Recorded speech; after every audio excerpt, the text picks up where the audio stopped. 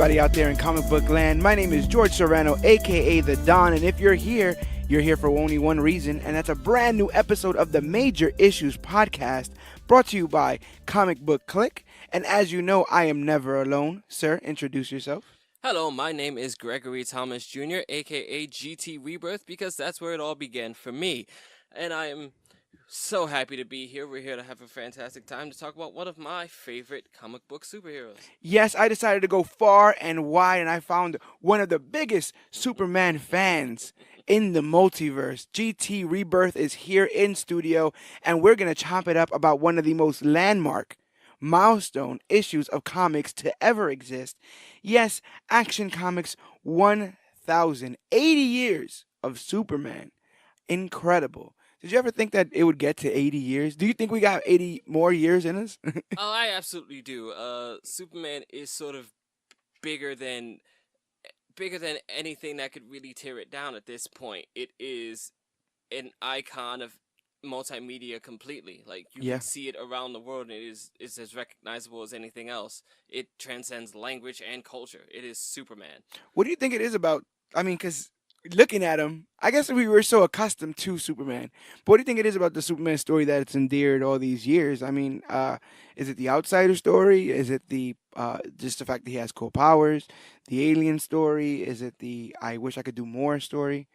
I think it is from a child's point of view. You see it as a child, and it is the embodiment of the everything that you want.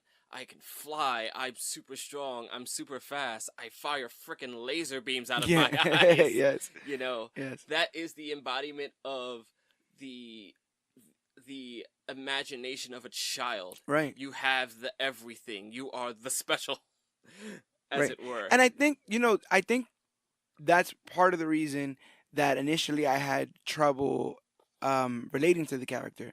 But I also feel like as I've read more stories and seen more media on him, that he might be one of the most misunderstood comic book characters to ever exist.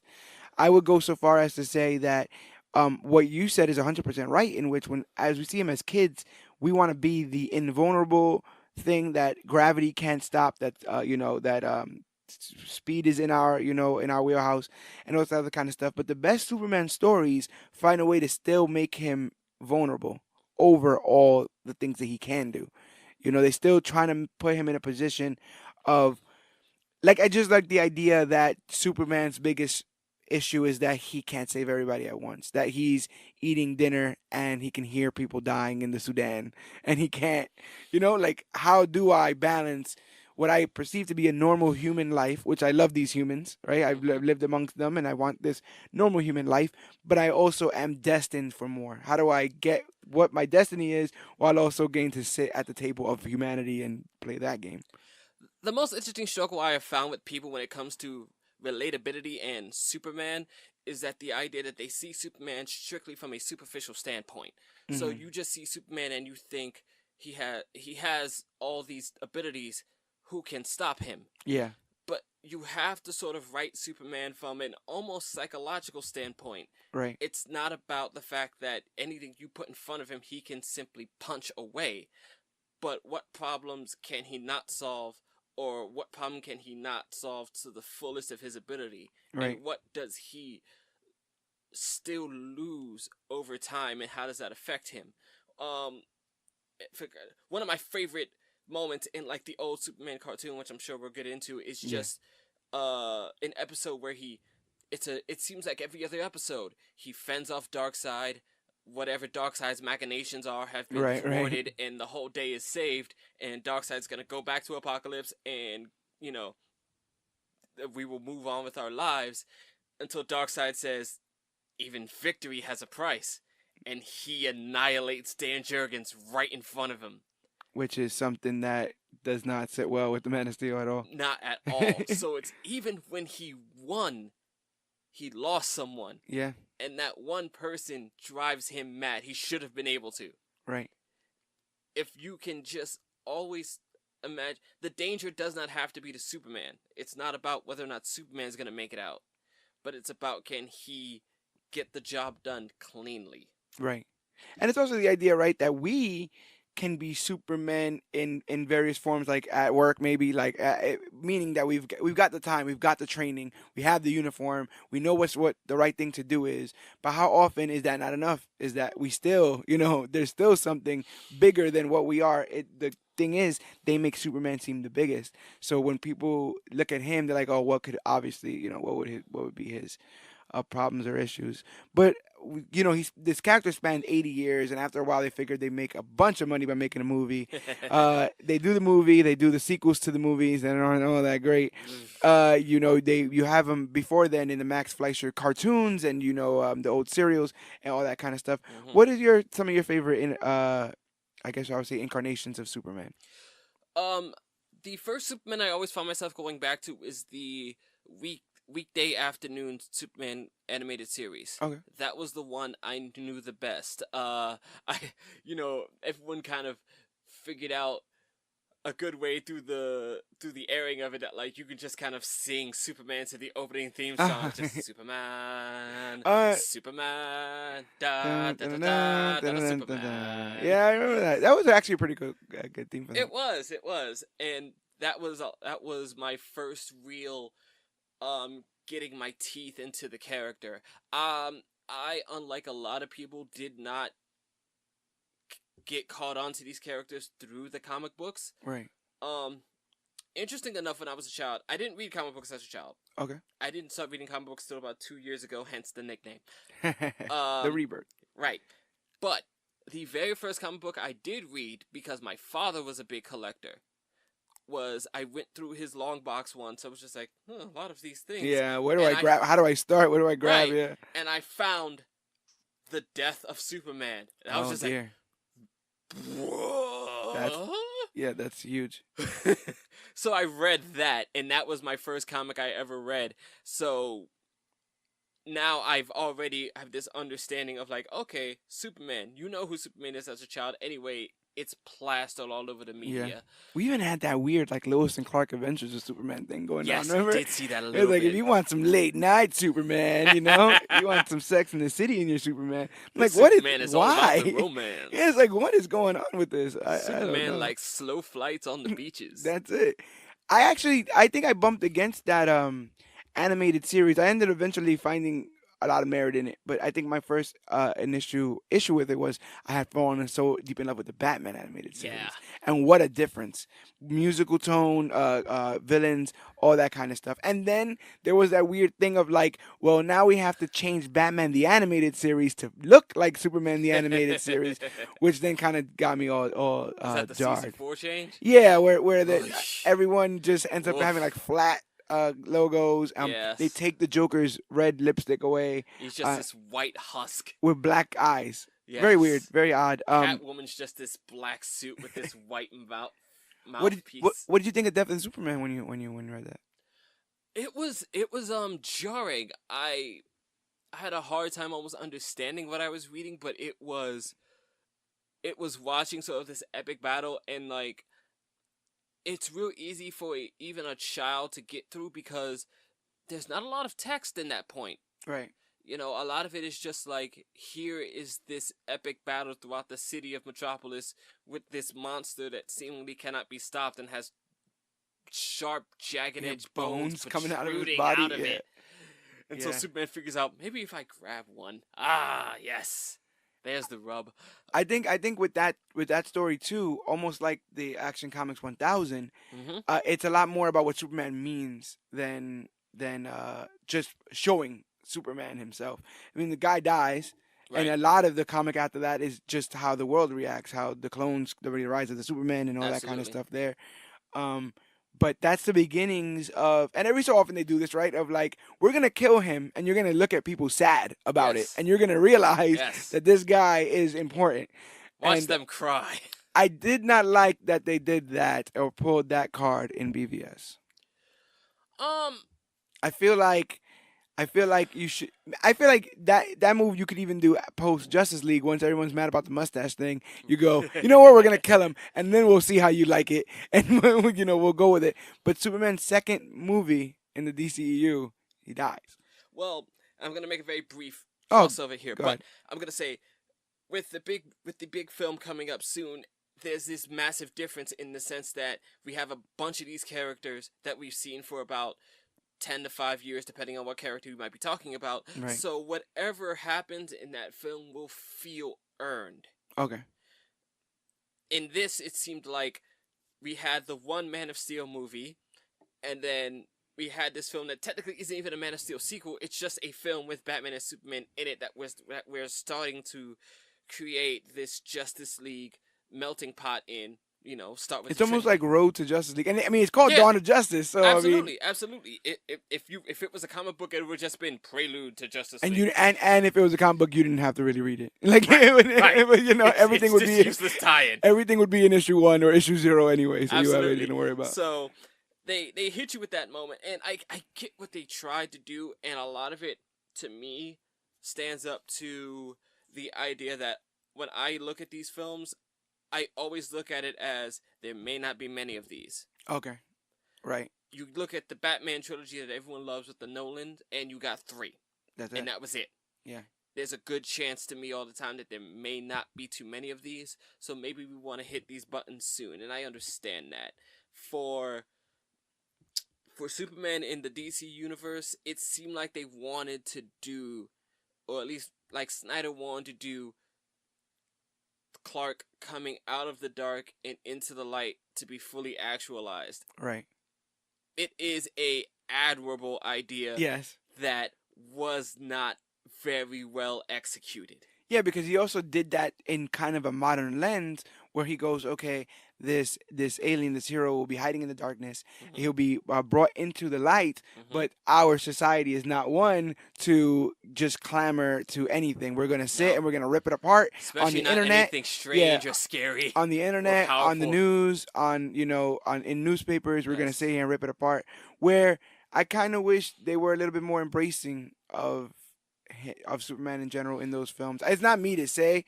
Obviously, I have my own conspiracy theory. My conspiracy theory, as stated on this show, is that Snyder just tried to make allegories for the Watchmen because he already did Watchmen. Sure. Had those molds, those Jello molds. Yes. And then it's like, okay, Superman, Dr. Manhattan, all powerful. I want to help, but I'm not really one of you. So I'm gonna help, but I'm gonna help at a distance. Mm-hmm. And I will be your symbol if you want me to be, but if you don't, I'll just fly away. And like, there's a scene in Justice. I tire of these people and their pretzel. Yeah, there's a scene in BVS where I hate it so much. It's Clark talking to Lois about like having to kill Batman or whatever. Like I have to go, and she's like, "Can't you do anything about it?" And he's like, "No," and he kind of like just floats, like he does like this slow motion turn, like sad turn and fly away thing. And I'm like, Superman doesn't do that, bro. Like from what I've read, I'm obviously not the subject matter expert on him, but I've seen this guy fake being strong for other people when he knows he's gonna die. Certainly. Because to him that hope, which is a big idea, something that's founded now, right, in comics, Action Comics 1,080 years ago. Absolutely. These comics were founded on hope. I feel like if you take away that aspect of the character, you kind of lose almost all of it. Well, the interesting thing in that, what we find in the very first story in Action Comics 1000 is that even though he does not care for all of the self-referential pat on the back, congratulatory mess. Right. He does have an understanding that this symbol is so much bigger than him. Yeah. So he has to always project strength even in his weakest moments. Yeah. Because he cannot possibly yield that that persona almost, right? Like that persona that image of hope. Yeah. That the symbol stands for. In some cases, literally. and it's also this the weird idea of like wrestling kayfabe too, right? Where certainly if you see the Undertaker, you expect to see him as the Undertaker, even right. if he's wearing sweatpants. You want the guy to roll his right. eyes to the back of his head. Superman needs to be Superman everywhere, right. everywhere. We see you and we see you in our heads in a certain way Absolutely. We expect that portrayal there. If you saw Superman, walk into a Popeyes and order a 3-piece, it would just be it Right, would right. kind of break the scope of the entire thing. Right, but you could see him use his super speed, make his own chicken, make chicken for the rest of the restaurant. You know, like that's Yes. something that he would do, and then he'd Yes. be like, "Oh, it's on me," and then he'd bounce. Which is the constant issue because then you have people who are just like, "Oh, that is amazing," and then there's the other half just like, "That man can kill all of us." In Yeah, a he second." can do anything. He can do anything that he wants That's to when do. they feel threatened.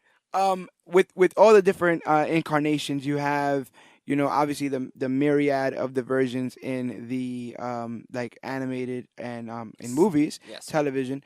But comics have their good old full share of different spectrums for Superman. You have the Kingdom Come Superman with the nice grays Yes. on the side. You obviously have classic Superman with the different emblem on the chest. You have Injustice Superman, who's gotten a lot of people's fucking. I mean, gotten a lot of people's energies high. This is something people wanted to see from Superman. Some certain people.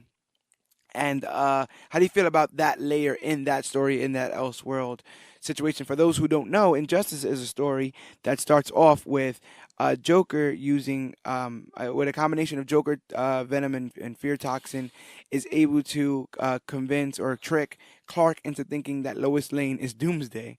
Lois Lane, Doomsday is then defeated by Superman. I think he beats the hell out of Doomsday in space. He sends her up to space. Yeah, and it turns out that Doomsday was actually Lois, and not only was it Lois, but Lois was pregnant, and she had, which was one of the craziest plans I've ever seen in my life. She had something that was tied to her heart rate.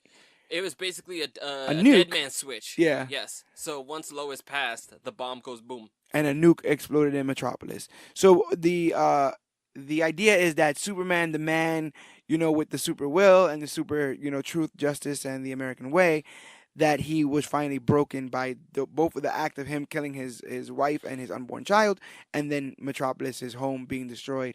He then decides to become a totalitarian. Am I saying that right? That's too many T's. Totalitarian. Totalitarian. He becomes a dictator. Tyrant for short. Or just a super dictator. Yes. Which, how do you feel about that Superman? Do you feel like that Superman cheapens the regular Superman at all? Do you feel like that Superman is the kind of the Superman that would have that reaction, given everything that's happened? I think when it comes down to Elseworlds, you should have the freedom to do whatever you choose. So Okay. I find it fantastic, honestly. It's a little tough for me as a fan sometimes, but like I bought the second game and I was just like, I played with Superman. I was like, but he's a douche in this one. Yeah. So especially now when the video games have those dialogue lines now, and it's like, oh, he's kind of a dick. Yeah, he's a little upset that people try to handcuff him. Yes, but as a story and as just like its own universe, I think that sort of thing is fantastic. Sometimes we should, just do those things with other. With characters in these other worlds where we can take a different look at them and tell a different story. Because why not open those doors up and adventure with different directions? They're doing it now with the Batman White Knight, where like the Joker's kind of healed and the good guy, and Batman's gone freaking insane because he can't stand the idea of it. And then you have stuff like with the Batman stuff, they've actually now been putting that to animated film. You have Gotham by Gaslight, Yes. which is an Elseworld story. Yes. And then a rumored Elseworld story that might be in development is Superman Red Son. Yes, I've heard about that one. That would be an interesting take because it's a period piece in its own right. It definitely is. So you kind of have to understand what's happening and the politics behind it all. And for the newbies out there, Red Son, Superman Red Son is a story written where Superman's rocket lands in Russia instead of landing in Kansas. And it just goes with how he was raised and how he ends up becoming a symbol for that country as opposed to a symbol for this one, and how the rest of the world reacts to it. I thought in Soviet Russia, planet hits you. I thought it was interesting as heck that you had Luther trying so hard, like the arms race, right? Yes. Like, oh man, they got a Superman over there. We got to get something over here. Yes. Because that's what would happen. Like, none of us were thinking about all the heroes are here, and they're actually going into that in Doomsday Clock, the whole Superman scandal, whatever like that. They all seem to have a nucleus within the Americas. Right. And because they're our heroes, we never sit there and question it. But if China randomly gained 5 superpower people tomorrow, and it's on CNN, the rest of the world would panic Oh, God! It would be a holy war of a mess. instantly. And you Watchmen shows what happens when you can use them as weapons. Where you have Mhm. Doctor Manhattan is like, oh yeah, you're not gonna bomb us because you're just not, Yeah, or we'll kill everyone on your planet. absolutely. You know. It's a dangerous game you play when you do that, man. Once once superheroes, or rather, once superpowered beings become weapons of, how do you say, of culture or of borders. Yeah. Oh Yeah, it man, gets real things get dangerous. dicey because But there are people who believe in strong things and will do terrible things to do it, which right, is how you get Zod. exactly. And people will champion things that are seemingly benign Hmm. to make them malicious. Now, for instance, if you were crazy conservative and not maybe welcoming of people, into this country, These illegal aliens. you can say, well, Superman, he was an illegal alien, but he stands for truth, justice, and the American way. Hmm. And DC had to go out of their way to break those borders Yes, they did. because he's not just an American superhero. Hmm. He's a worldwide superhero, and that's what the He's Justice Superman League. for all peoples. Right, and no longer the Justice League of America. It's the Justice League. Now, you can have a Justice League subset in America. That's fine. Certainly. But every human life is supposed to be as valued. And you see that in stuff like BVS, where he's going around countries and saving people from all manner of. And you see it in Justice League where now there's a flag in every nation. Oh, yes. Right in the very beginning, Salvo, there's these memorial flags for the Superman in nations across the globe. Even in the comic books now, the Superman family has extended into China. Yeah. With the new Superman, King Kong, And he has his own Justice League. yes, he does. That's a good thing to me. Yeah. Because it's accepting the fact that Superman is bigger again than borders, and it is bigger than, whatever particular personal creed you may have, because all it really stands for is good and hope. Right. And any kind of way you try to pervert that is not going to work, No, because not at all. it's universal. Um, Two characters that have recently took the forefront in Superman comics are Lois and John. Hmm. Lois Lane being his wife and John Kent being his son. How do you feel about Daddy Superman? Daddy Superman's been very interesting to me. I've enjoyed it a lot because it's something that it's interesting in a sense. So, as you grow up, like we said earlier, as a child, you see Superman as the special. He's got all these powers. It's this amazing thing. And you hit some teenage years, and you kind of rebel against that idea because it seems cheap and easy, or, too wholesome. Right. And as you grow further and become an adult, you sort of find how human Superman really is, because, in a sense, is an alien that crashed as a baby. He's just a farm boy from Kansas. Mm-hmm.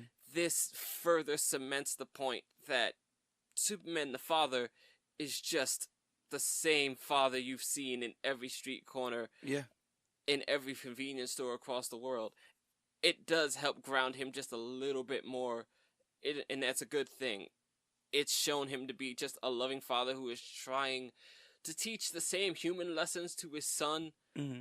that Pa Kent taught him, Right. but at the same time teaching him that he is a little bit bigger than all that.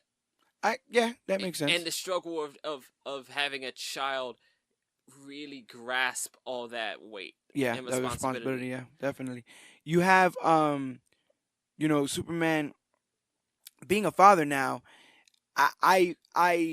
The rhetoric is easier for me because Yeah. with him telling adults certain things like the train station is still the most reliable. You understand? But for Flying him, is still the most reliable way to travel. yeah. ladies and But for gentlemen. him to sit down and tell his son that these are things he wants to impart on him, Yes. which these are things that he finds important. And you touched on something with the alien aspect, where about humanity, where you would think like if you didn't know how to breathe, right, and you had to learn how to breathe, you'd probably be the best breather, most efficient breather ever, right? Because Absolutely. you had to learn that. We were born humans, and Clark is still learning how to be a human. I think he still values those things very much because he has to do them. You understand? Yes. He has to sit down. it's instinct to hear the fire 2 countries away. Right. It's actually work to sit down and write a story for the Daily Planet or eat a piece of cake for his birthday. Certainly. And the fact that it's work, the fact that he puts that effort means that that is important to him. And I always thought that was one of his coolest characteristics. Take any person who sits in their office and has like a window side seat and has to concentrate to get their work done because they can hear the hustle and bustle of the New York City and those loud, annoying garbage trucks. And, and the random reggaeton music playing out of the cabs when they pass by. Yes. And now multiply that by like 500 because he can hear babies screaming from miles away just because they're hungry, and to have to really focus all that world, make the world small, Clark. He has to really focus that world. That's actually one of my favorite parts of that movie. I know you love the Man of Steel film, and I actually like it very much. The only issue I have with it is with Pa Kent. Pa Kent is the only person I got beef with. And I know you've heard this argument a million times before, but I feel like if that guy was just a little bit more optimistic and a little bit more, you're bigger than this, Clark, he would have been set on a different path. But I also understand that with going with this more realistic Superman, that is more of what a realistic parent would say. They would try to protect their son and keep them under close wraps. The Pa Kent in Man of Steel is a man who knows that the moment his child is public knowledge, that the world will come for him. Yeah. And that's the realistic. I don't know if they ever like address that sort of thing even in the comics. They certainly don't in any of the cartoons. Right. But realistically speaking, if they found him, and matter of fact, Flashpoint does address this because they did come for him. Yeah. And they put him locked away him up for years. They locked him up away for years. That's exactly what would happen to that boy if anyone knew about him. And that's the fear the entire time. So that's why it's such a divisive scene. But when he says, yeah, maybe you should have let the bus accident happen, that's because had they found out what happened in that moment and you didn't get away with the one child that saw you and we were able to shut the heck up, things would have been very bad for everybody. And it's also the idea, right, where, and you hear this all the time, you hear this mostly with, let's say, spouses of police officers, stuff like that, where it becomes, well, yeah, they might not have their life saved, but you would. Right. You would be okay. And in that moment, Pa Kent is saying, yeah, kids would have been dead, but my kid would have been fine. I wouldn't have to worry about him getting locked up. And that is a selfish moment, but it's a realistic moment. What parent is it's a realistic moment. But I guess what parent doesn't say that, my kid's not the problem. It's 100% true. I don't even guess. That is the reaction that he should have. My take from it though is that Superman is supposed to be bigger than that, which means that his parents are supposed to be bigger than that, which means that actually the heroes are the Kents. In all this. Yes. And so you mess with that water in the beginning, you would then have to say that his innate goodness came from the L's, which I guess he gets a conversation from his father, then, and then it's like, oh, I guess this was all built into me. I'd argue the innate goodness was always there. Yeah. But it's different when it's taught, right? Because we're humans and we play a lot with that evolutionary biology, right? Of like, absolutely. Well, is it nature or nurture? Is it what we were born into, the blood that's in our veins that makes us good or bad, or how we're taught? And to see, if the Waynes would have gotten Clark, it would have been a different story. Just because of their status, their wealth. This was farm people, like people who live very simple lives in a small town, where you don't have to have these long conversations about bigger issues. You can blanket whole parts of humanity with be good. Absolutely. Share. Yes. You can say specifics about, and certain people are going to take advantage. They didn't play that with him. Yes. It was all blanketed. Everyone's human. Everyone's, equal. Everyone deserves help and everyone deserves respect. And I kind of like that aspect of it. The Man of Steel did humanize Superman, but I do hope that Man of Steel 2 ramps that back up. Right. He is self-actualized in Man of Steel, because, like I said, the entire nature to help people is simply his from childhood. And I guess that's the idea that the bus story is supposed to project, that he believes in helping people innately, Right. despite some of the things that maybe people tell him not to do because of the fears of him being exposed. He innately wants to help people. So even after the bus story, he wants to help his father. His father stops him. And even after that, he still helps people wherever he can. He helps people on the docks when the ship out there or whatever starts to fall apart, and he's helping people get off to safety.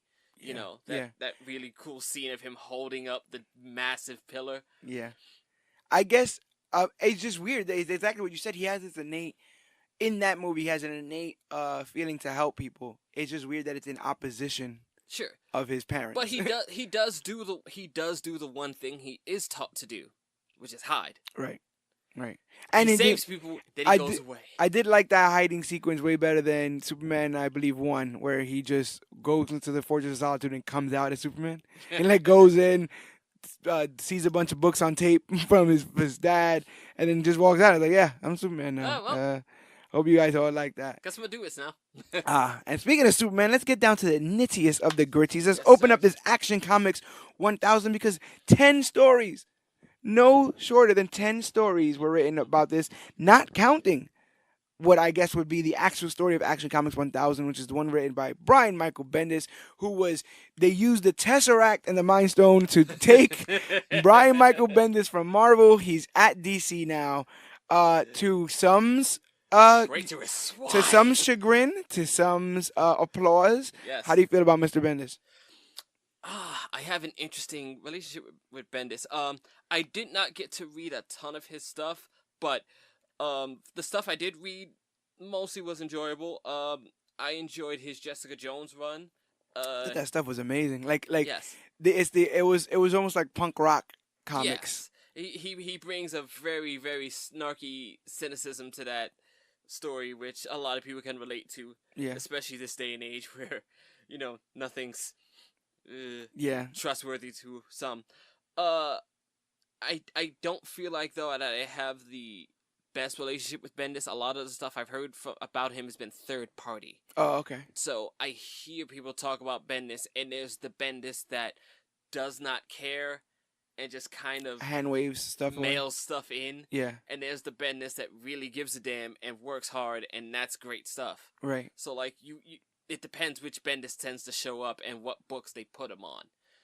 Yeah, because when he's enlightened, you get a Miles Morales, Right. And next thing you know, he's taking over the universe, and then sometimes he just gets a little bit waney in his. And then you take that away from him, and he's going to sneak Ultimate references into everything he can possibly get. And we'll merge them together. Be damned! Yes. The Ultimate Universe will be here. We're gonna get a Dazzle reference in one of these Superman books somehow. Are you open to his Superman though? Are you? I would like to believe that because it is Superman, he will care, and it. You don't want to mess up Superman. If you're a comic book writer and you get that, you gotta know that you kind of have to stick the landing. Yeah. So I'm hoping he's really dedicated to sticking the landing. My biggest, how do I say, the thing I'm most intimidated by is that they gave him both books. Yes, they did. They gave him both books. I was just like, yeah, where I'm saved time. with the Batman books is that if I don't like the main Batman book, I can still read Detective Comics. Yeah. I don't have that safety net now. It'll be all Bendis all the time. Oh god. So much Bendis.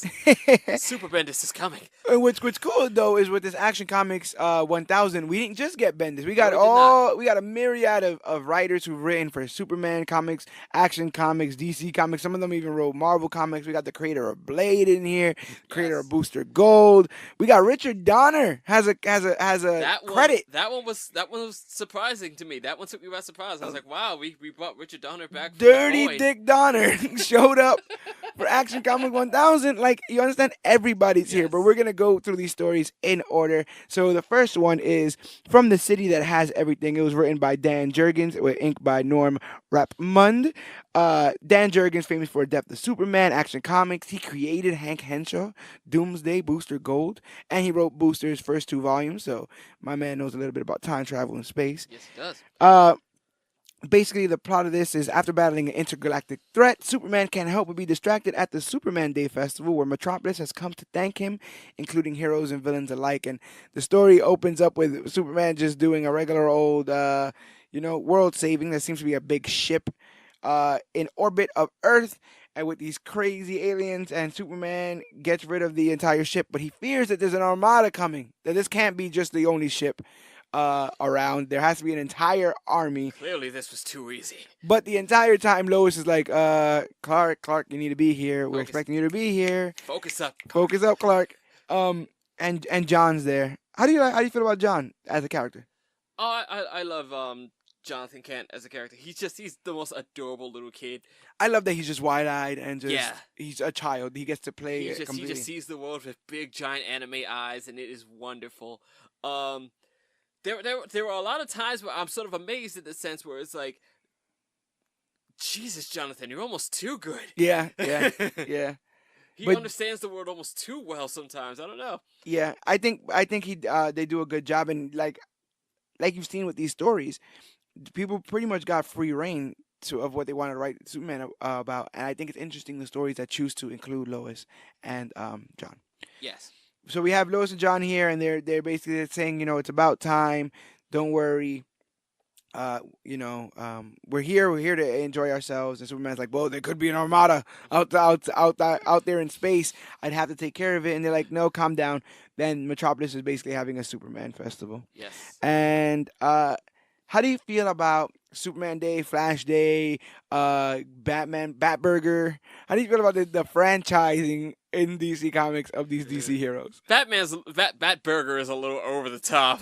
With the Joker fries and stuff? Yes. Oh, no, I wanted Yes. I wanted Jokerized. That's what they would say. I wanted my meal because Jokerized. we should totally how do you say, sell this villainizing In-universe serial killers Yes. stuff. Yeah. I'd like my fries to be killer, Oh, terrible. as if they weren't already. Out of control. But otherwise, I do enjoy that sort of thing. It's to me, it's no different than The Simpsons and Jebediah Springfield. We mount these people on these pedestals, and we create statues of them. So because it's important to the city, and it also drives tourism and Yeah, right. Come to Metropolis. You might get hit with a piece of meteorite. yes. Everyone's there in full Superman gear. Superman himself, Clark Kent, has nothing of Superman on. Do you think had he put something on, it would have been a little bit too? He kind of probably should have put on the shirt from Action Comics from New 52. He had he just had the Superman shirt and jeans for a little It's a while. little too on the nose. And I'm like, he looks familiar. He wrote for the Daily Star. But Superman is there, and you have a bunch of people telling like testimonies. Like, I was saved by Superman. He saved my life and stuff. The entire time, Clark wants nothing to do with it. He's listening for the armada that he thinks is coming into. So people are thanking him. Like, he saved my life. I was a firefighter. He saved my life. I was, I was on a boat. I was being robbed, and he saved my life. And the entire time, not only is Clark not paying attention, but Lois seems to be on the phone with somebody. She keeps saying she's on the phone with Perry White. Yes. But eventually you find out that's not the case. But there's a lot of talking going on in the background. I'm like, Clark, calm down. There's people up there talking and stuff. You end up hearing from Maggie Sawyer, OG, Yes. Metropolite? Yes. Is that the word? I'm actually pretty impressed. Metropolite. You Metropolitan. coined it, sir. No, you can't say that. I like Metropolite. Metropolite's good. Yes. I like it. Maggie Sawyer, famous Metropolite, works for the Metropolis City. I'm not sure. Metropolis City, the police department. One of those police She's a departments. detective, isn't she? Yes, Yes. and she was the love interest for Supergirl's sister in Supergirl, Yes. the television show Supergirl. Yes. Maggie Sawyer. A lot more brown in that one. Just a little bit, right? I was like, oh, Maggie. Last time I saw you, you're a little bit more ethnic, but it happens. Oh, we can't even get started on the Wally West, Irish West stuff. So, Superman is here, and we find out that we have a different speaker, one named Mr. Benning. And Mr. Benning comes up and is basically like, "Yeah, I was a villain, and he stopped me a lot of times. Yes. But the last time that he stopped me, he like sat and like tried to talk to me and stuff like that, and he made me a better person. I had my life back on track, and stuff." Right before he says this, when it said that he's a villain, John's like, "Then why are they letting him talk?" Like right at the time, like this is my dad's day. Why are they letting this This low bad bit person. this low bit criminal Yes. talk? And Superman says after he says that he rehabilitated himself because of Superman. Superman's like, "You see, that's why we let him talk, because sometimes he says nice things about me." It's an important, very teachable moment because now it's a child that you have to sort of explain to that not everything is that black and white, which is Yeah. something you see as a child. I almost, and I might eventually, snapshotted that frame where he says it. He goes, "That's why they let him speak, John, to remind us that people can always be better, that we should always have hope," which is the entirety of Superman's, Yes. mentality. But they decided to get Perry White up there to speak, which then lets Superman know that, well, Lois isn't talking to Perry. So, uh, what's going on with that? Perry says that Superman's like a boxer. He knows how to answer the bell. When the bell gets rung, Yes. Superman, no matter how tired he is going to come out of the corner. I'm not totally making a niche reference for this massive crowd. How did you feel about that? How do you feel about Superman as a boxer? Do you feel like that is apt comparison? I understood the comparison in the sense that the idea is that no matter what the threat is or how bad the threat is or how much he is outmatched, he answers the bell. He gets up and he goes into the fight, even if he's losing it. Yeah. And that speaks to what I mentioned earlier. Because the symbol is so much bigger than him, he has to.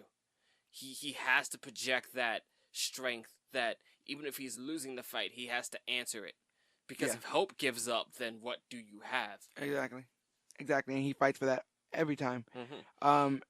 I did like the boxer reference. Some of the bigger stories with Superman, you've seen him literally dragged through the mud. You've seen what Mongol can do to him, Darkseid, and then guys like Doomsday. So I thought it was really cool to show him in that light. Superman is Rocky. Yes, basically. Superman gets in his suit because he's ready to, either fight the Armada or show up to the parade, depending on which one happens first. Bumps into Wonder Woman, and it turns out that Lois, in her wifely duties, has called every member of the Justice League and said, "Hey, my man has a day today, Yes, and we will celebrate him and eat cakes shaped in his logo. Yes, And he needs to not be bothered. If anything happens on Earth, any threat that Superman would normally have to fly off to go deal with, can you make sure that the Justice League handles it?" Yes. This is something that Batman's agreed with, Wonder Woman, everyone. How do you feel about the Justice League giving Superman the day off? I thought that was lovely. And they should be able to. I mean, they have more than enough guys. They are essentially an armada onto themselves. Since Metal, we spoke about this in the Metal coverage with Yogi. They got Plastic Man and Martian Manhunter now. But those two, I mean, if you've got Martian Manhunter, you've essentially got Superman. I thought that it was a fire issue. I thought it was cool with the them giving him the day off, but I think the next panel is even cooler because Diana says, it's not just the League that took care of everything. We're all here, and when you look, it's like everybody. You see Lanterns, you see Titans, you see that's Sideways, ain't it? From the New Age of Heroes. Oh yes, it might be. I am not aware of those characters. Oh, he's the only one I read for. He's the only one I read for. Me and Yogi were talking about it. Yogi has no no enthusiasm for this series. So I said we have to at least pick up one, because this is what happens with Deadpool, right? He appeals in the New Mutants. Yeah. Then decades later he has a movie and everyone's like, "Oh, I've been a Deadpool fan since day one." You could be a Sideways fan since day one. They're allowing you to be. I saw the whole New Age of Heroes. I was just like, oh, this is random and silly. Okay. I just know there's like 4 Mr. teams. Terrific's there. I know him from the TV show. There's like 4 teams now. You got the Terrifics, you got the Immortal Men, and you got the Challengers, and I feel like you got another group. It's like, oh my god, what's going on? Speaking of groups, you got majority of the Green Lanterns there. I don't think I see An Kyle, interesting though. cameo by Deathstroke. Yes, who last time we saw him, well, not the last time we saw him, but last time he was dealt in a Superman story, was trying to kill Lois Lane. Yes, but So there's that. I will totally show up for this honorable parade for you, Soups. Speaking of meta, I heard you had pie. speaking of meta, Diana says, "We know that without you, none of us would probably be here." And that's the most meta comment in this Yes. short story because Yes. it is the truth. Without Action Comics 1, you don't get a lot of these people, especially like, I don't know, Firestorm? Shazam. Uh, Harley Quinn, Yes. who's a creation of Paul Dini, Absolutely. who ends up working on the animated series for Superman. So it's all connected. It's all connected. But Because if you don't get Superman, you don't get Batman, and you don't get Harley.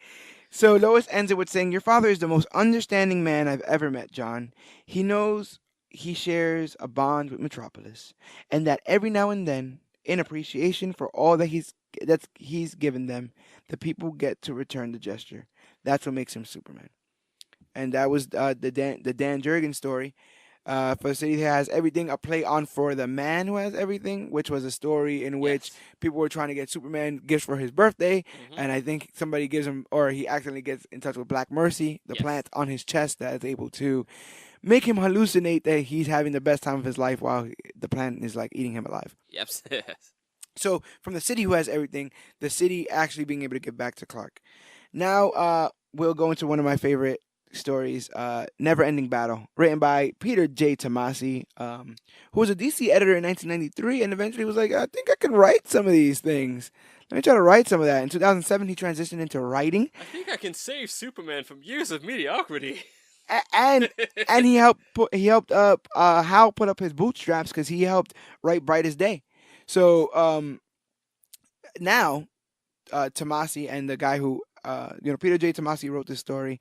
The artist is Patrick Gleason. Gleason and Tomasi are the creative team behind the current Superman run.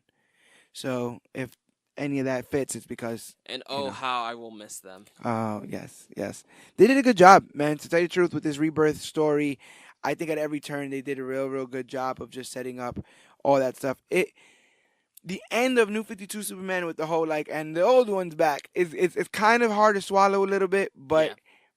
old Superman was so cool that everyone's just kind of gonna go with it. So Right, I'm totally. fine with that. With these Superman stories, especially with how long he's spanned with Superman Blue and Red, and like you said, like we were talking about with New 52 Superman, you often wonder what is and is not in continuity. Mhm. And this story I thought was a great example of showing as much of Superman's continuity in one story as you can. Absolutely. Basically, Vandal Savage, and this entire story is being told by Superman. This is a story he's telling John and Lois, and he Yes. basically explains that Vandal Savage used some kind of like weird weapon or something. Some like hyper that. time machine.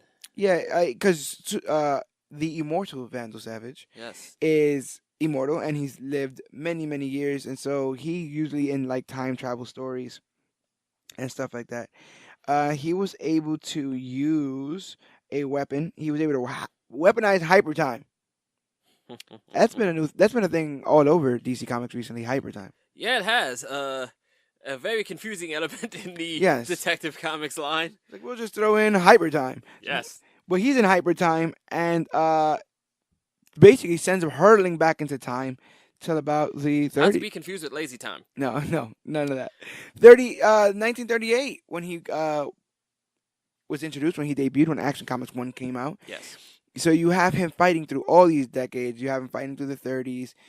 You have him fighting people, saving people in the 40s. You have him in the war with the Max Fleischer kind of logo there. Yes. I was not too familiar with this panel here where there's a bunch of, it looks like Gulliver's Island. Yeah, Gulliver's Travels. I did not know what run or reference that was, other than just like, oh, okay, Superman and Gulliver's Travels. That was interesting. Hey, if you guys know, let us know because I'd love to know. Knowledge is power. Super knowledge is superpower. Yes. Yeah, we just see him through all these beautiful panels, where you see him through the various decades. He's fighting a dragon Yes. for some reason. I popped another wrestling term when I saw the Supermen fighting each other. Yes. The various Supermen fighting each other. That's I believe that's the S next. curl Superman up there. Oh, and then You have the Magog Superman battle with him and Magog in Kingdom Come, Yes. which was I was like, what? And Superman the animated series reference Yeah, as well. Superman the animated series, Mongol, and Superman after he was killed, and they have Death of Superman stuff there too with Steel, and I believe that's Superboy. I believe so. Um, Banshee, who Silver Banshee, who made her appearance on Supergirl as well. Yes, she You know they're did. sharing a lot of the same rogues. Do you have a favorite Superman villain? I would probably say that my favorite Superman villain is Lex Luthor in the sense that just his machinations tend to be very interesting every time, and it's the idea of attempting to um beat this brawn with brain. Yeah. You know, it's really easy to just create this massive person and have him. I'm going to punch it out with Superman, and we're going to see who wins. Yeah. But he has to develop these plans and uh figure out ways to trick or trap Superman into these unsavory positions. I think Usually working on his humanity, preying on his humanity, which is not something absolutely, that's which is not something that's innate in him, something that he chose to take on. absolutely. I think the time that Luthor became a least interesting villain is when he starts putting on the mech suit and is like, I'm Ah. going to punch it out with Right, Superman. right. How'd you feel about Super Lex? It was interesting. The idea of Lex Luthor, trying to take on this face turn was sort of jarring, but I was along for the ride. It is a fantastic, how do you say, inclination of how Lex sees himself. Right. I think It's that his dirt. It's like hatred. a I think his hatred of Clark was always that deep inside, Lex is the Superman. yeah. So he got to now fully take on that persona. He always assumed that he would be the one to usher a new level of safety Mm-hmm. or the new level of humanity, Yes. and because Superman's kind of take that out from under him, he really wants Yes. that back. And that's the complex because Lex is, in fact, a man and the Superman, Right. whereas he's just this alien. Ex- Grr. exactly. I like Zod, but I like him sparingly. I don't like that they're constantly trying to make a long history about where he's been and all that kind of stuff. But I'm definitely a fan of Zod. Um, Someone I think I like a little bit more than Lex Luthor, only because of Lex's current or his like whole Super Lex and then the mech suit thing. Mm-hmm. Maxwell Lord. Yeah, I was not introduced to Maxwell Lord until I watched the Supergirl series, but I can see the I can There's a lot of Lex in him, you know. yeah, there's a lot of it. There's a lot of it with a bit of a snarky millennial tune Right, to it. right. There's a lot of that in him. He was in And OMAC, the OMAC project. You yes. know, just snarky and having nosebleeds all willy nilly. Mm-hmm. He was in Suicide Squad versus the Justice League. Yes. And then Um, Wonder Woman stopped those nosebleeds quite hastily. oh yes. Well, by cutting off the blood at the source. Yes. um, but yeah, not to get too far away, but yeah, Superman has had a multitude of villains, and he's battling them all through the ages. Yes. Even Zod, Never run out of rogues for Superman. but he's able to get out of this time trap, and apparently, this story was being told as why he was late for his birthday party. This is Superman's 80th birthday party. You got Crypto there. How you feel about Crypto? Crypto the dog, Crypto's adorable. super dog. It's a bit stretching the lore, but it's adorable. Yeah. This one was my absolute favorite, honestly. It reminded me of an older title, which was a Superman for all ages. Okay. Because that to me was what we traveled through reading this story. You got to see Superman as he has been defined so many different ways for so many different, not even ages of people, but generations. Yeah. And it means different things to different people. Absolutely.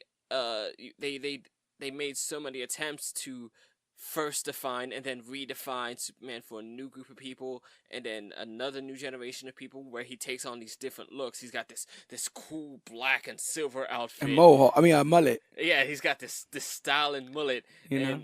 and now we gave him Kryptonian battle armor. And you notice that the New 52 has like that like, tasseled hair look like that. Yeah. You know. And it's like, oh, okay, well, but each one of these stories is like the mini stories we just got in that last story.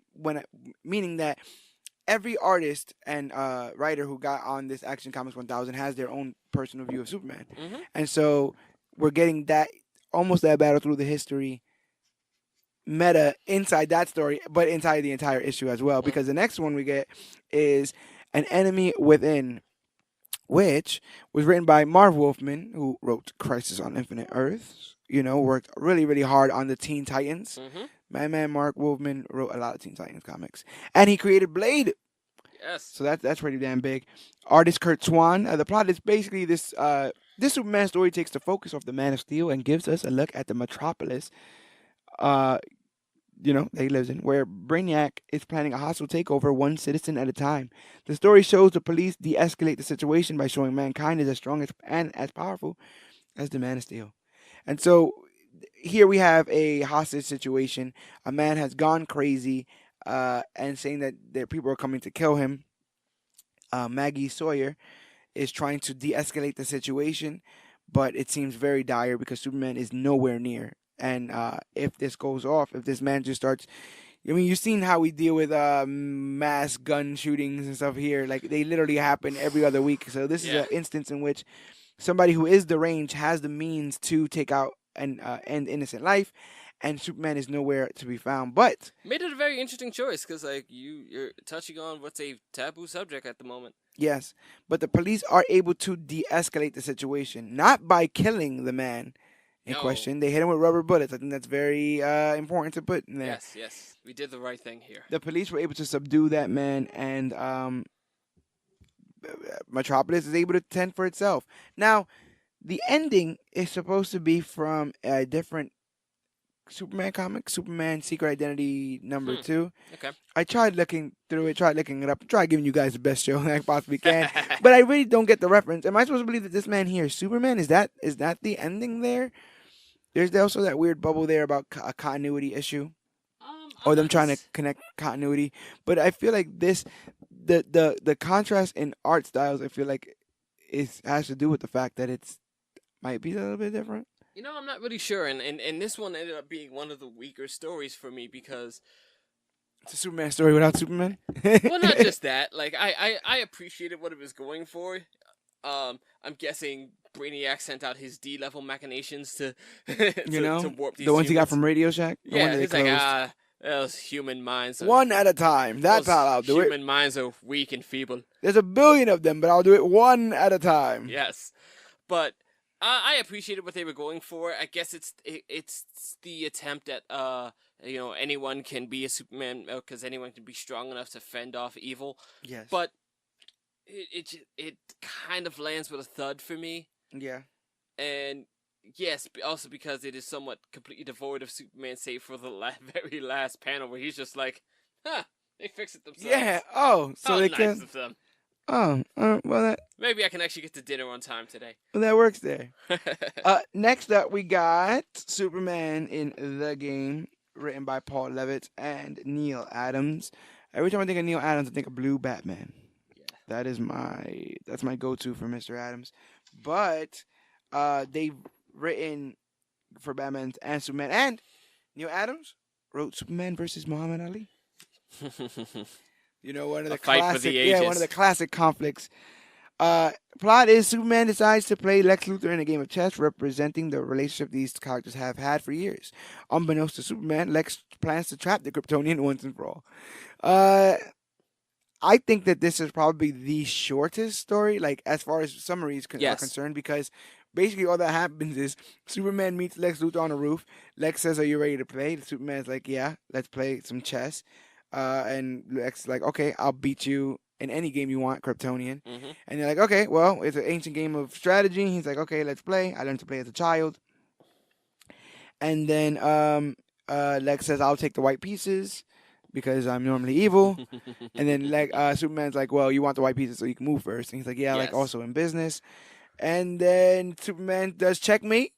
Lex goes, "You think you won?" Basically tosses the table, and Kryptonian chains come out. Yes. And he's like, "I finally have gotten you. You see? You see, I've gotten you." Then Yes. Superman busts out and is like, "Oh no, Mr. Miracle gave me this square, and I'm not affected by kryptonite for a couple seconds, which is a good enough time to do that. Yes. I'm gonna take off now." And Lex is like, "The next game is mine." I don't really know what to get from that story. It was a bit how do you say vapid, but It felt like a serial. yeah, Like it just kind as of something did. that happened, it doesn't really affect anything, doesn't really It bother could have been a anything. commercial. Yeah, like very, very odd. And then the kryptonite chains. It could have been a how do you say not a Hasbro, but those old Milton Bradley Yeah. commercials where we were selling a chess game. It's weird. You got kryptonite chains, a Mr. Miracle box. Oh yeah, by the way. Oh yeah, by the way. Yes. It's a lot of that. Never been a fan of that. But we move right on to the new Godfather of DC Comics, Mr. Jeff Johns and Dirty Dick Donna, with art by Oliver Copio. They wrote The Car. I loved this story. This story takes place shortly after the events of Action Comics 1, as Superman goes back to check on the antagonist of that story, Butch. See, Butch, for those of you who haven't read Action Comics 1, Clark Kent decides that him and Lois Lane want to go out for a night in the town, and they go dancing. As they're dancing, Butch is sitting with all his boys, as you do, going, "Oh, look at that shorty over there in the corner. I think we could bag that." Somebody's like, "You don't want to bag that, because her man's is right there." And he was like, "What her man's mean about me? What her man's mean to me, bro? I'm finna go get that." And so Butch Mr. walks Stereo up. Girl. Yeah, Butch, a.k.a. Mr. Stereo Girl, grabs Lois Lane. This is in the first issue, 1938. Nope. Grabs Lois Lane. And he's like, "Come on, girl, don't you want to dance?" And she's like, "Unhand me." And Clark says, "Lois, I think we should listen to the man." This is exactly in the comic, I swear to you. He goes, "Lois, I think we should listen to the man and do what he says." And Lois is like, "Are you kidding me, Clark?" Hits Butch in the face. Basically storms out with Clark trying to follow her out. Gets in her car. Butch gets in their car. They end up on the same road, and Butch tries to run her off the road.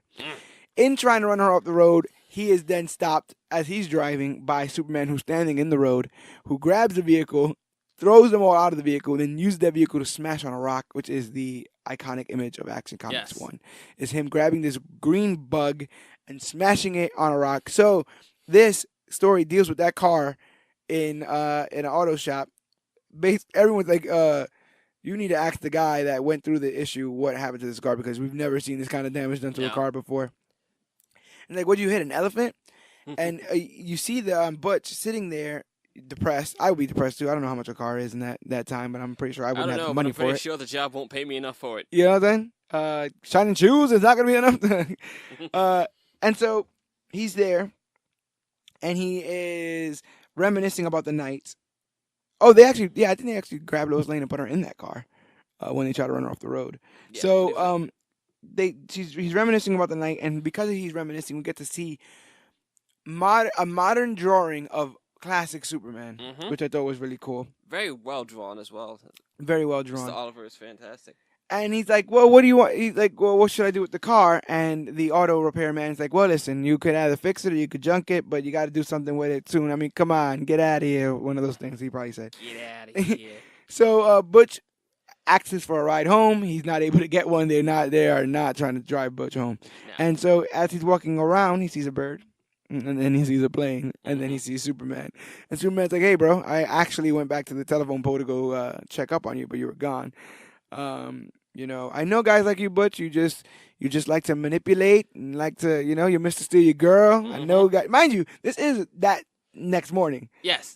After he tried to steal Lois Lane. So he's like, I know guys like you. You think you can do whatever you want. Dancing with whatever girl you could pick out of the crowd. Just a no good. What is that? A ne'er-do-well. Yes. And so he says, But your father died in the Great War, didn't he, Butch? And you had to raise your mother all by yourself, didn't you, Butch? And she was 6. She was sick. Yes. Wasn't she Butch? And Butch is like, yes, you're right. And he's like, you know what? You wish you had somebody in your life that could have helped you when you needed it. And it's a shame that you weren't able to get that. But how about you try to be that person for somebody else? Somebody else is going to need somebody like the person you wanted when you were young. Go be that person to somebody else. And what I love is he goes, it's your life, Butch. You can either fix it or junk it. The same Mm-hmm. thing that was told to him Yep. by the auto repairman. And he another very poignant statement. Butch goes, "That's it," and Superman goes, "It doesn't have to be any more complicated than that. Mm-hmm. It's your life. Fix it or junk it." And then we see him illegally open up a fire hydrant to play with the kids in the summer. So that's Butch. That's where Butch is at.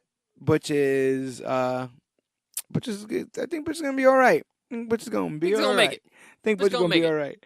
Next is one of my favorite Batman writers, Zack Snyder, doing one of my least favorite Superman stories.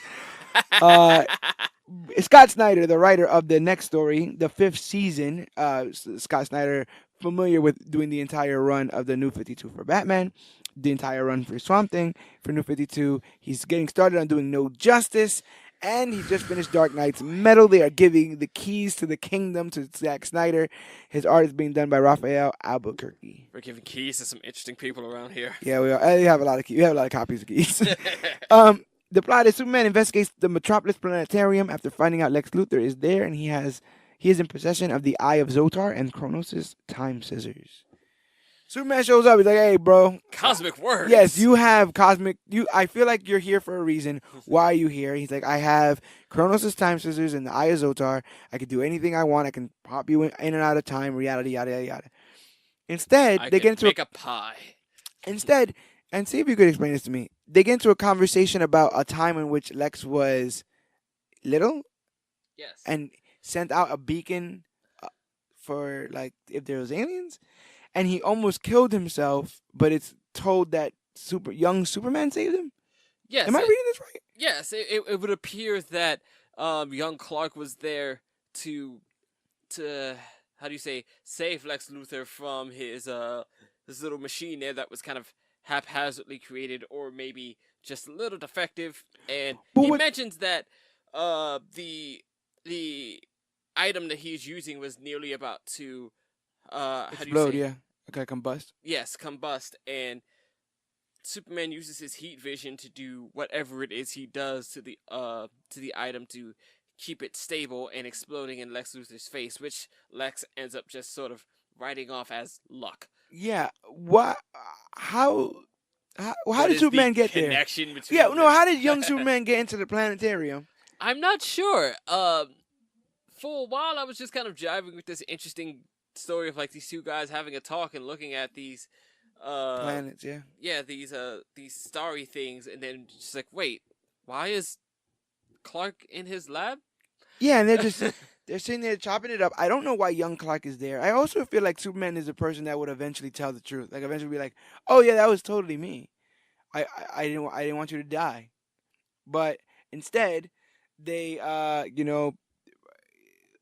Luthor uses his story to solidify the fact that he did once believe that there were greater things outside of Earth, tried to contact them, and when they wouldn't heed his call, he decided that he would be the great thing for Earth. He would be the savior. That thing that Superman threatens by his existence is Lex's ability to be the mankind's savior. Which I do like that young Clark looks like John. yes, for me that's sort of an interesting piece for Lex in a sense. Partly playing up to his slight megalomania, and maybe the idea that, at least the one that they tried to levy in the movies, that like Lex has this very, very tumultuous relationship with the idea of God or superior beings. Right. You know, He wants to be the cause of his own agency. certainly. Be- he searched for the out there, whether it was for God or for superior alien life form, and when there was not, he just figured, well, I'm the best of us. Yeah. Gonna Yeah, be me. and I will be the best of us. In here, there is still no real humility from Lex in the No. story. Why doesn't he kill Superman? Um, He later exclaims that he took those things to kill Superman, and that basically Superman was there for a reason. When Superman asks him why he's there, Lex is there. It's because Lex is about to kill Superman. Yes. I assume it's because, in a sense, he does actually know. That's sort of how I got this. It was like, I could kill you, but I remembered this thing that almost happened to me once, and I know it was you, Clark. Right? So I could kill you, and I want you to know this. But thanks for that. I'm gonna let it pass.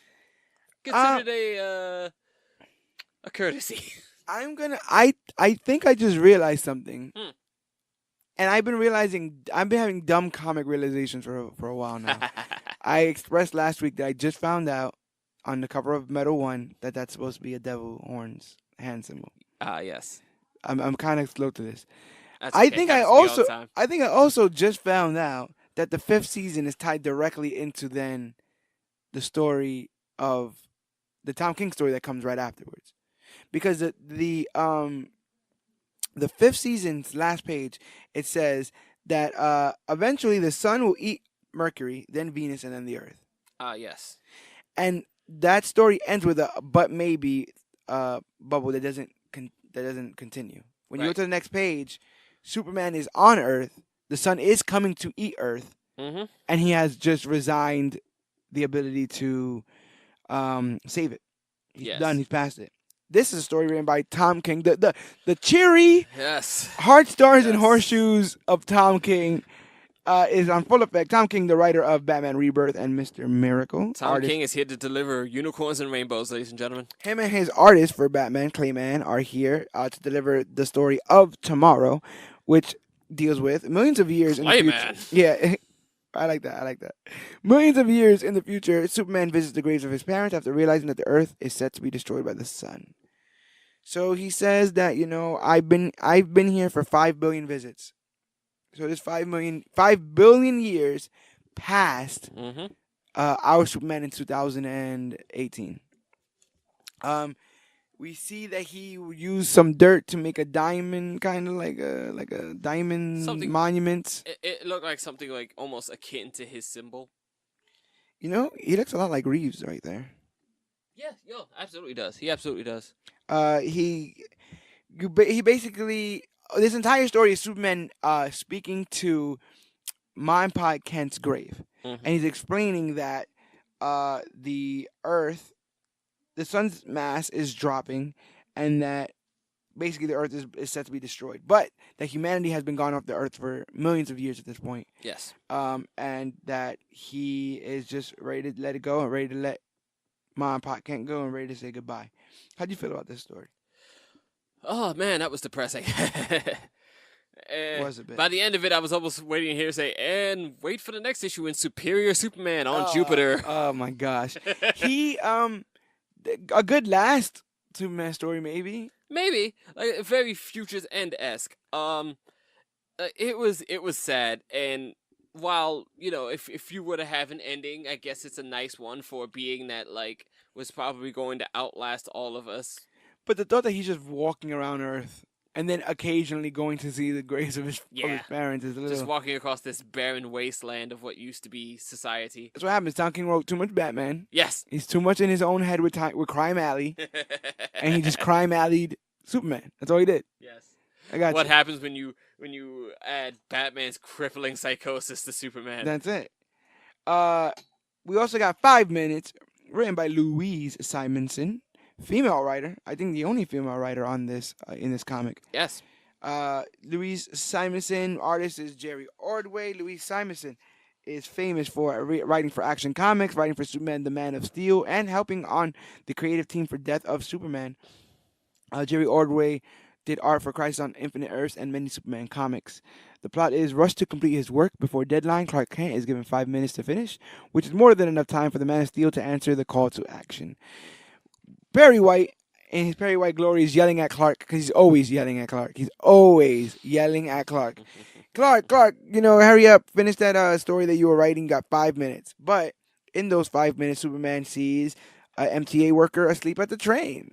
I didn't know they had elevated trains in Metropolis. Is this in Metropolis? Maybe it's not in Metropolis. I think they do. Mm-hmm.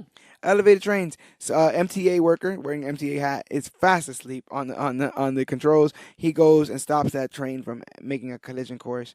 Uh, he stops a robbery at the train station Yes. downstairs. So saves an older gentleman. Then sees a satellite crashing through orbit Mm-hmm. and is able to stop the satellite from doing just that.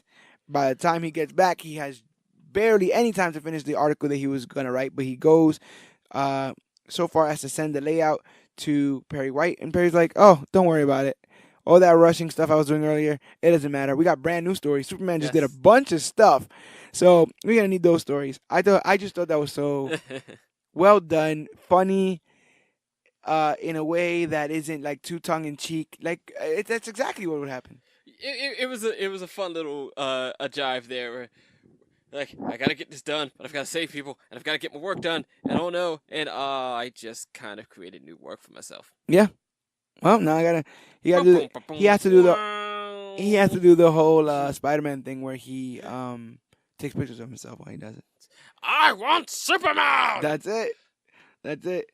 Now, from the Batman animated series himself, Paul Dini does the next story, which is called Action Land.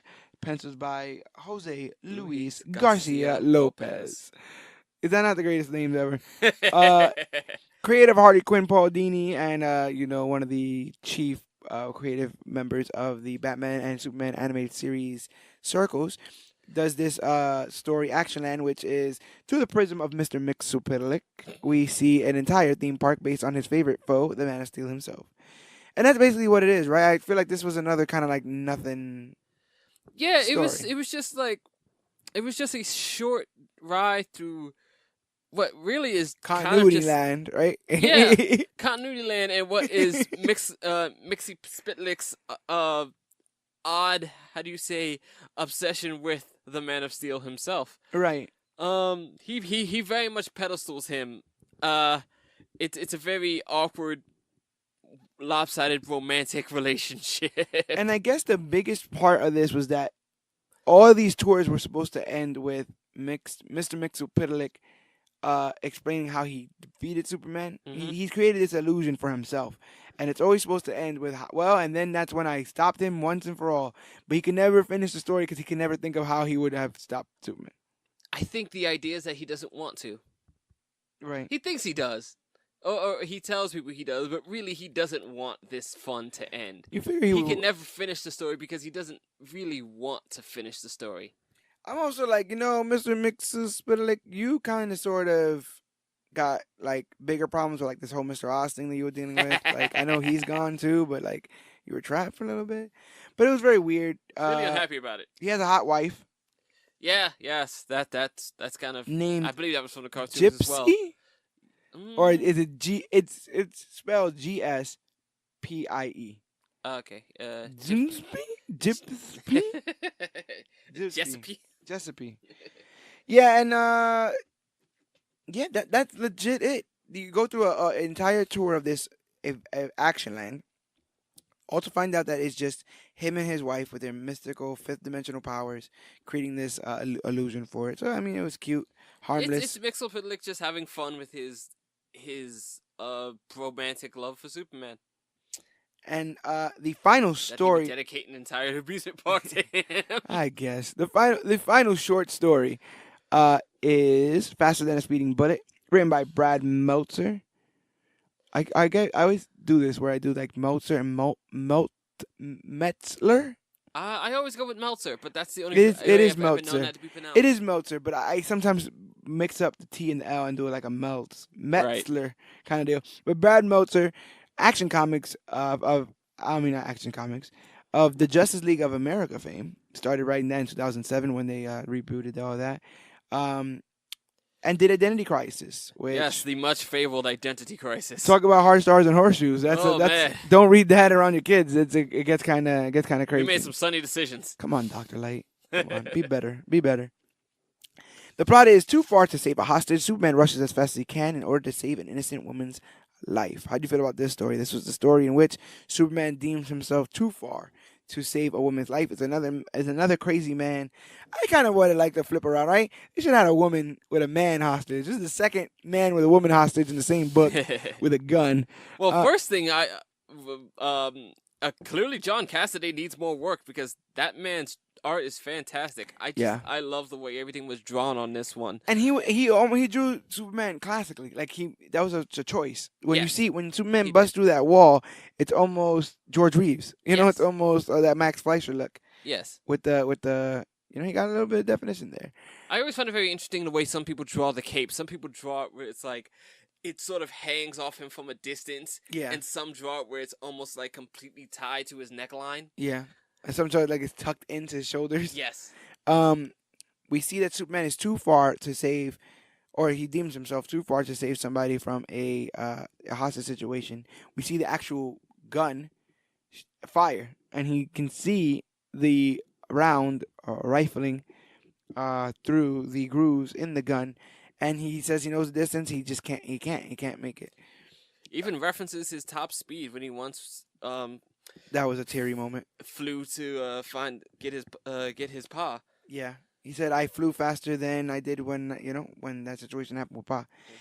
The woman in question is able to move her head towards the barrel of the gun, which allows the gun to... It sort of shifts the rate of fire a bit, I guess, Right. or at least the angle of the fire, in which gives him just a little bit more distance between her and the bullet, and thus affords him an extra nanosecond of time. Right. And in that nanosecond of time, he's able to get there, catch the bullet in his hand, and save the day. And I actually like the banter between Lois and Superman, where Lois is like, everything okay, Clark? And he's like, absolutely, Lois. I see that look on your face. You met a good one today, didn't you? I meet a good one every day. You know what I'm saying, Clark? People always say they're inspired by you, but I know you're a real secret. You're inspired by them. I thought that was really... Yeah, a sweet way to do that's just things. one of those moments where Soups runs into someone who just like makes him feel real good about what he does. Yeah. And then we were granted a glimpse into the future. The all Bendis show all the time. Brian Michael Bendis and Jim Lee, a certified veteran of comic art. Yes. Don't Don't give him a pen though. Yeah, he loves his pencils. Are joining Oh together. no, I mean don't let him write. Oh yeah. Yeah, he doesn't. Yeah, he's not all that. He's not all that great. Didn't he write Hush? I don't remember if he wrote Hush, but he's made some writing choices, and they were kind of like Jim kind of likes his '90s extremism. But you do good boots. So your boots are amazing, Jim. So The Truth, written by Brian Michael Bendis with art by Jim Lee. Jim Lee is the co-founder, formerly a co-founder of Image Comics. Did some art for Batman Hush and Superman for Tomorrow. Way to come up in the world. Brian Michael Bendis has done some action comics. He's gonna be doing Superman, the Man of Steel, Yes. and The biggest story of 2000. Was it 2000? Was it last year that he switched over? Or earlier last year. Last year, yes. One Yeah, of the that biggest was- comic stories of 2017. Yeah, it was his exodus from Marvel and now coming to DC. And he's not the only one that's coming because turns out a powerful alien named Rogolzar. Rogolzar. Sounds like me after a couple drinks. Has landed on Earth, claiming to be the true reason behind Krypton's destruction. He has come to take out Kara and Clark and finish the job, and this will be continued in Bendis' Man of Steel story. Yes. So, I also think that there's not much to talk about here. You got a lot of the witty banter. Did you have any issues with that? No, I didn't bother me. I kind of find that kind of funny. Like as long as it isn't completely impeding, the situation. Yeah. So it's like, yeah, I'm the kind of person who would kind of have that sort of witty banter. It's like if I was freaking pulling him into the shop behind the wall, I'm just like, oh, he's wearing that stuff again. Yeah, I thought it was cool that they called attention to the underwear and the briefs being back. The red briefs Yes. are back, people. They are back. I'm not excited about it, but they are back, and I will accept it. Well, to be honest, there has just point blank period been way more briefs than out briefs, right? So I guess it's just one of those things There you have to has, kind of. although I mean, it's been a thing, and a lot more people have been able to jump on it, but we're going back to it. So They got that from Strongman, right? Is that? Yes. Because of the time frame it was written in, like all of the circus strongmen wore those types of outfits, and it's really just to keep the tights up. Rather Yeah. not the tights up, but less, because the fabric back then wasn't very dependable. Right. So like when you're doing these acts, the fabric would slip and slide, and like that's embarrassing. It keeps everything where it needs to Yes. be. So they would wear this over the top of it, so that even when the pants would slide down the trousers, you'd have some coverage, and that's just how guys look. There was this. Yeah, because Aquaman's gone away from it. Yes, Batman's away from it. Batman's gone from it I'm trying to completely. think of other big. I mean, Robin wore what shorts? Ugh, That was weird. That was a weird time. that was a very weird time. But a lot of characters who sort of like that was their default have sort of drawn away from it and just sort of get a belt now, Yeah, which makes sense. or some different colorway. And coming from some sort of astral belt is this guy called Rogazar. Rogalzar. Yes, and Supergirl just pops up. I was kind of surprised by that. I was too, but N- I will be actually excited to see more Supergirl Superman interaction. yes, she hasn't been mentioned in this regular Superman series, has she? One time. Very briefly, He one had to save time, her. He had to save her from the DEO or something, right? uh, I remember the opposite. There was a story where he was on the outs of a battle, and like the entire Superman family came to save him. Oh Supergirl yeah, showed you're up. right. Supergirl showed up. Keenan Kong shows up. Steel, Yes. everyone's there. Yes. Okay. Yes. I am remembering this. Um, but Supergirl's here. Mr. Czar is claiming that he wants to take out Clark. Jim Lee's art's amazing in this. The way Yes. like the pure massacre of everything that's going on. Yes. Remind me of the Battle of New York.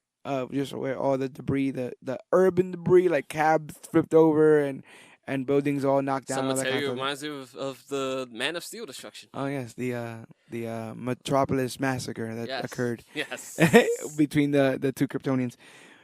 Speaking of Kryptonians and all the beautiful art, apparently all this is happening because Zar needs to finish his work. He's the one who caused the Krypton's destruction. So he says. So he says. And Yes. so, because he has eradicated the kryptonite plague from the Earth, he needs to continue doing that by destroying You it. think there was a bounty on Krypton with as many people who want to claim they were the ones who destroyed it? And if Jor-El had all this science behind the planet about to explode, like no one knew that we're gonna find out that there was a bomb in the core Right. or something like that. Out of control. How do you feel about this being the first story? How do you feel about Mr. Rogozar? It's not a great start, and I want to believe that it's almost a red herring.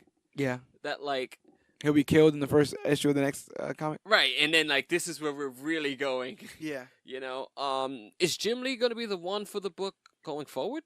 I'd be interested to see that. I wouldn't see why he wouldn't be. Hmm. If he's That gonna that put- would be exciting to see, because while I did not read it, I've seen some of his art for Superman Unchained, and that was fantastic. yeah. So, I would like to see Jim Lee stay on this. I don't know what to say, because for this, it's just like we gave you just this random alien guy with this really ugly Yeah. face. Yeah.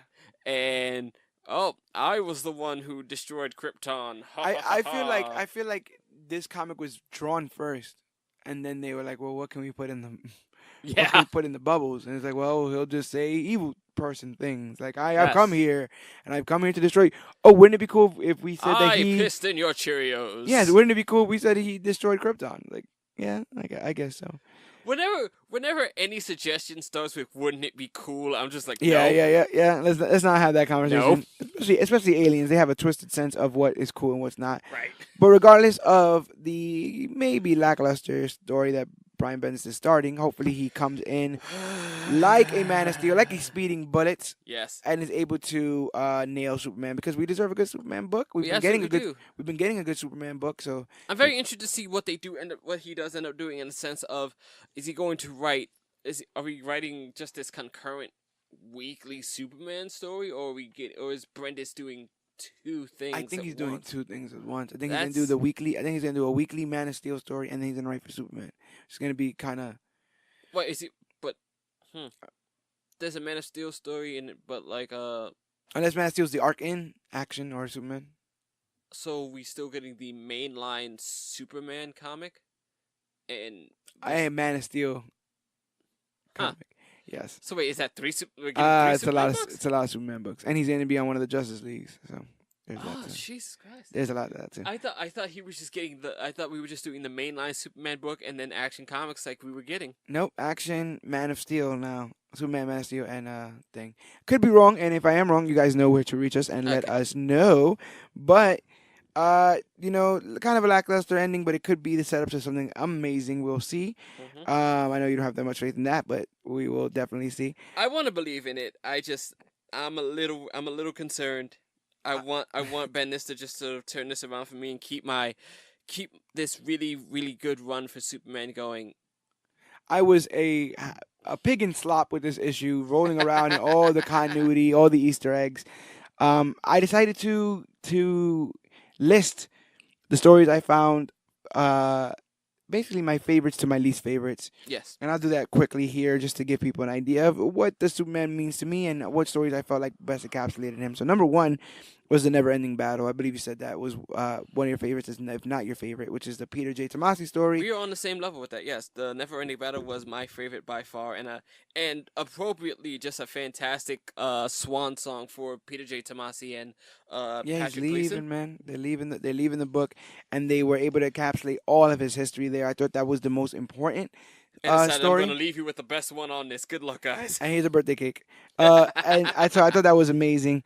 Number two, I have From the City That Has Everything, just because where issue one shows how much Superman means to his family and how so much Superman means to the world. Metropolis and the Justice League often take a step back to all that kind of stuff, and Hmm. I like the fact that the Justice League was actually physically there and was like, you know what, we celebrate you in this moment. From the City That Has Everything also shows that villains can be redeemed. It also shows that Superman's mind is never on himself, No, even when it's about him, even when the situation is never. about him. He's thinking about something else. So I But it's thought the that was only real story big. with the Justice League, wasn't it? I want to say so, yeah. Yeah. Hmm. Only one that showed Batman and Wonder Woman, all that stuff. And then number three for me was 5 minutes, because I think that if you don't know who Superman is, that encapsulates all of it. All Well, of it. it's a very appropriate title too. Like as you just said, like if you said to someone just like tell me or give me Superman in 5 minutes, it's like that's it. Yeah, stopping big threats like a satellite, stopping little threats like uh a robbery, which is not a little threat, but in comparison to a satellite falling to Earth. And still being so human that he has to get his work done because his boss is gonna Fire him or is any gonna kind of stuff kick like his that. ass. Yeah, like the fact that he thinks that there's any kind of repercussions on this is ridiculous. Certainly. But I thought that was cool. Number four, which number four and three could switch at any time, is the car. Right. Amazing homage, amazing way to look back. I just read one, so that just hit all the feels for me because I just read it. So I was like, okay. It takes Action Comics 1, which is really just like almost a silly nothing story, but iconic for what it became, and actually gives it some weight to it. Yeah. That really pushes what Superman is. It's so much more than I picked this car up and I punished this guy for his bad doings. It's like you did a bad thing, but you can be a better person.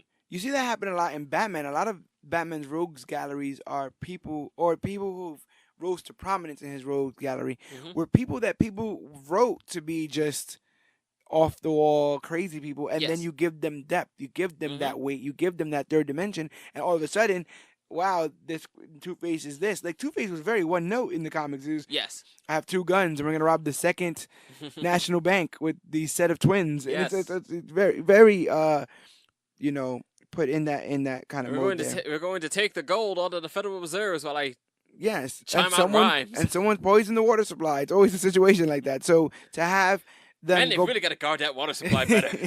to have somebody by the 1930s, a story from the 1930s, 1938, to be taken and given depth.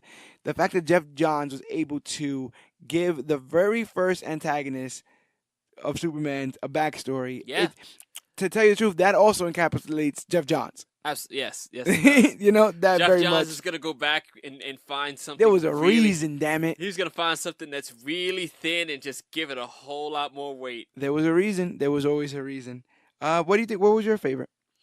My favorite number one was absolutely a Never-Ending Battle. Okay. Just because, like I said, it was this Superman for all ages journey, and you got to take a journey through the different iterations of Superman and how Superman has been defined so differently for so many different people and so many different generations of children, and that's an important thing to focus on, how it's been defined for different generations of children or teenagers, because you've had to attempt to not only play to different demographics, but play to how the culture has changed. Yeah. So you've got super squeaky clean Superman from the 40s and 50s when that was how they portrayed people. And then you've got, 90s Superman who's a little more hardcore and is real big. And Yeah, you got pro-war Superman. You got him fighting the dragon. Yes. So you got fantastical Superman. Yes. How do you say, power metal Superman? Yeah, there you go. There you go. Dark Knight's metal Superman, huh? Yeah, right. That was just a great time capsule moment for me, all to just bring it right back around today. So now we have what is your sort of millennial family Superman, you know? How did you, what do you think is your least favorite? I've got to say my least favorite is, Well, while you there thinking, I'll go ahead and let mine out. My least favorite is Action Land, the Mixopedalic story, only because I really feel like it did nothing. It really was just, this is the things you know about Superman. Almost, if you didn't know about Superman, that's what you would write about Superman. Like, oh, he came in a rocket, and then he was adopted by the Kents, and then he joined the Justice League, and here are some of his villains. And I was just like, maybe there's another part of it that I'm missing, and maybe it's in the animated series, like right. something else. But that wasn't my favorite. But obviously, what comes close is Of Tomorrow by Tom King and the Zack Snyder story. They can all three of those can take turns when they want to, being the worst. The fifth season Zack Snyder story, yeah. Zack Snyder? Oh, Scott Snyder. Sorry, Zack. Sorry, Scott. I know you are home dealing with. Not involved. Zack Snyder's he's getting dragged. Hey, I want the Zack Snyder cut of this comic. Is basically what I'm trying to say.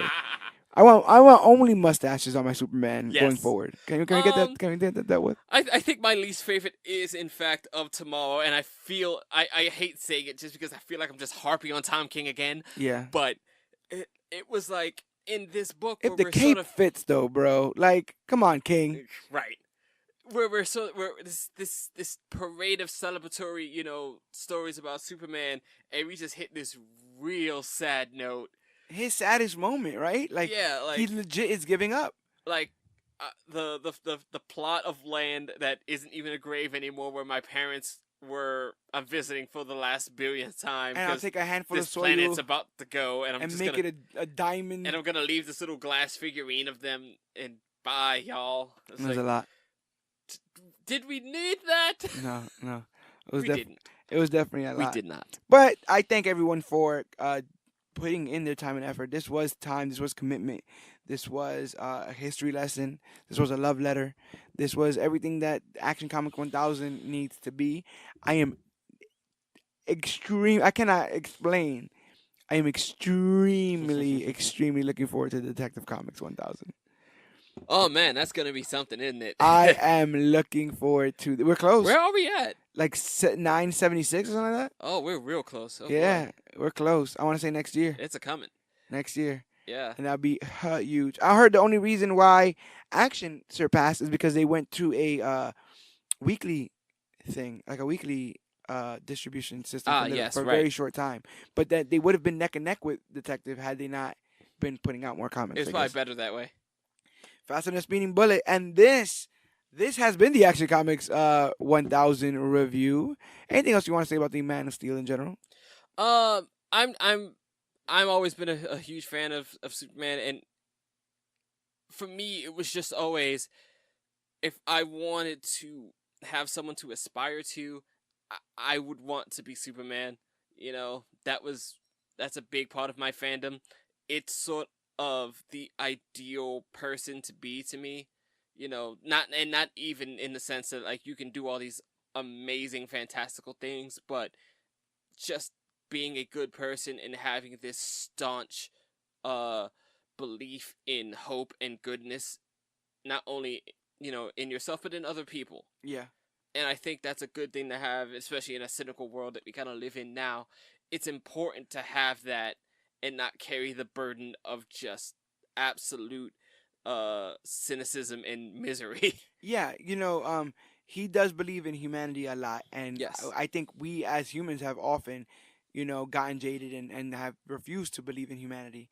Um, and that's caused obviously cynical sides to form, Mhm. but I think it's not only the idea of where, like, you'll see, like, someone will post an image of war and be like, where is the humanity, or Right. poor people will read like, where is the humanity? And the thing is, like, if you're looking, with what I've learned from Superman is, if you're looking for a something that's, if you're looking for a trait to be existent in the world, it's as much of your responsibility as it is everybody else's. Certainly. So if you're saying where's the humanity, you need to be a better human out there, and then infect other humans to be better humans, and then as a whole, humanity will progress. But for you to put your hands up in the air and be like, the world is screwed, you're Right. just as much a part of why the world is screwed It is as everybody else. self-assured destruction. Yes, Mutually assured destruction. self-fulfilling prophecies. When Yes. you're out there, you want these things to almost happen because you said they might. Television will ruin the brains, and Yeah. this. And it's like, man, these characters have existed for 80 years because they do represent things bigger than themselves. Mhm. And Superman does represent hope, and the hope that we all could be better, help each other out more. That people don't have to necessarily be a part of a situation to understand and sympathize for the people in the situation. He is not a human, never Mhm. will be, but sympathizes very much with the human plight, the human struggle, and all that kind of stuff. And we could do better to do that as well. Because at the end of the day, Superman is really as human as every single one of us, if not more. And according to Justice League, Batman says he's most human, right? He's even Yes. more human than Yes. he is. Yes, he is. And we hope we gave you our best human recap and review here for this GT Rebirth. Please tell me you're going to be on another episode here. This was a fun powwow. Oh, I'd love to come back. This has been a lot of fun, and No Justice is starting soon. We got some. Yeah, we got some books coming. Yeah, Batman's wedding is coming up. Oh, Yogi. man, We gotta get so you and intimidated. Yogi on the show. Oh man, And I'll be referee. We'll just do it. We'll do that. that's a day. trinity for you, isn't it? But I love our ability to sit here and chop it up about comics. When I started Comic Book Clique 2 years ago, we've hit our 2-year anniversary. Yes. When I started Comic And Book for Clique, your 2-year anniversary, you brought a noob. Well Yes, played, friend. A noob for the 1,000th issue of a comic. How more like, that's perfect. It's perfect because that's what Comic Book Clique is. We're the new thing talking about a medium that's existed Yes. forever, and we want people to realize that while we are a clique, a tight knit little clique, the doors are open, man. Come in. The Hall of Justice is open. Grab your. But I your think that's the beauty of the flight entire ring. thing. For me, as a guy who just started reading actual comic books 2 years ago, to be able to appreciate the gravity of Action Comics 1000 and, be a part of the grandioseness of it, it's a great testament to how much you can still grab anyone at any time. And when you do feel a part of something. Yes. You're a 100%. thread in a fabric. The same way we're hoping to have everyone feel that way with Comic Book Clique. And so, if you like all the things that we do here at Comic Book Clique, all you have to do is go to facebook.com/comicbookclique, Instagram at Comic Book Clique, or use the hashtag Comic Book Clique to talk about the newest, hottest, and latest, greatest things to come to comic books and comic book media. Major Issues is on Twitter at Major Issues CBC, so you can go ahead and do that. But most importantly, if you like the things that are going on here at Major Issues, try to rate and review us on iTunes. Is the quickest way for us to grow as podcasters. If you're able to rate and review us on iTunes, not only do we get the direct honesty from you guys about how to improve this show, but other people looking for a show like this are we're easier to find. We'll shoot right up to the top of recommended for everyone that's trying to listen to us. People talk about comics. Just people talk about comics and comic book movies and all of it. Yes. But we're everywhere. Google Major Issues Podcast. We're the first thing that pops up.